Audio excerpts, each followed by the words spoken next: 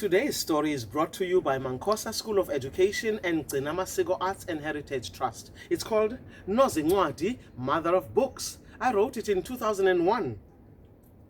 This is a story of Mrs. Zwane, who lived in a seaside village called Dududu, high up on a hill with a beautiful view of the ocean.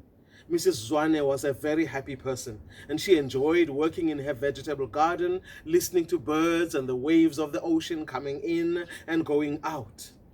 The big mango tree in her garden gave her many juicy mangoes every year, and the beautiful vegetables she collected and took them to town to sell, to have money for her simple life.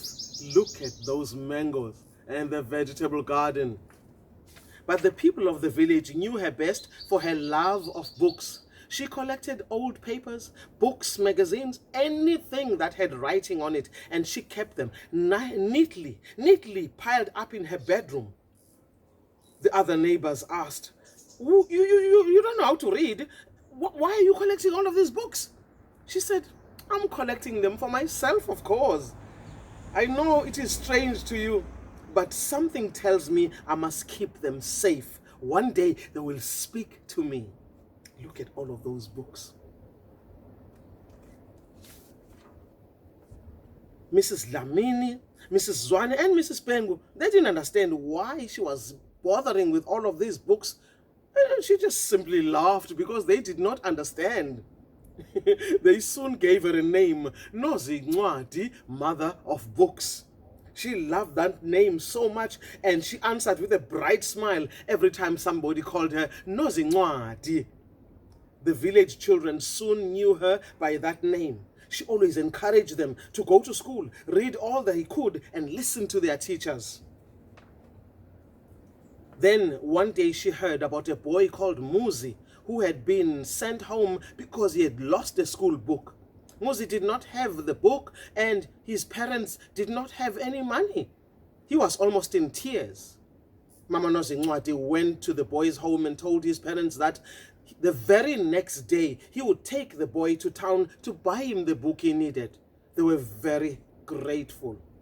Other people met Mama Nozincwadi and they said, "You are a good neighbor indeed. To do that for the boy, that is amazing." "I just want to help," she said. "You all know how much I love books. Isn't that why you call me Nozincwadi?" Over the years, she helped many other children to get some books when they needed some, with a little bit of money. One day, Muzi had an idea about how to thank Mama Nozincwadi. After school, he went straight to her home. "Sawubona, Mama Nozincwadi." "Yebo, sawubona. And what brings you here today, my child?" she asked. "I came to show you my thanks for your help with the book." "There is only one way to thank me. Go to school, listen carefully to your teachers, and learn everything they teach you. And also thank your parents who are struggling to send you to school." "Yes, Mama, I'm already doing that. But today, I wish to read the book for you. It is only a little book, but maybe you will like it as much as I do." Mama Nozincwadi was curious. She wished to hear more. It was called Water in Our World. There is the book. So Mama Nozincwadi sat there. She listened very carefully as Muzi was reading. When he was finished, she said, Child, do you want to tell me that those books are like wise old people who can take you by the hand and teach you many things about life?" "Yes, Mama Nozincwadi, that is why I love books. It also feels like I'm talking to the person who wrote that book. Sometimes it makes me feel I can go with the eyes of the mind to the many places in the book." Mama Nozincwadi wanted to hear more. So Muzi told him they learn about electricity, how it is made. They learn geography, about the rolling hills of KwaZulu-Natal, the Drakensberg mountain, the sugar cane that grows here. To learn about many things that happen in different parts of the world. Also about how to make money, economics. Mama Nozincwadi was so happy. Then Muzi said, "Mama, you love books so much. Why don't you join the adult learning center that is just opened at our school?"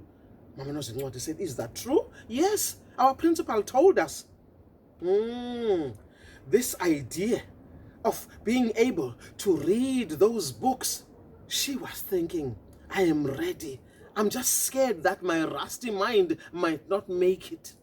But she was driven by the saying, umuntu ufunda aze afe.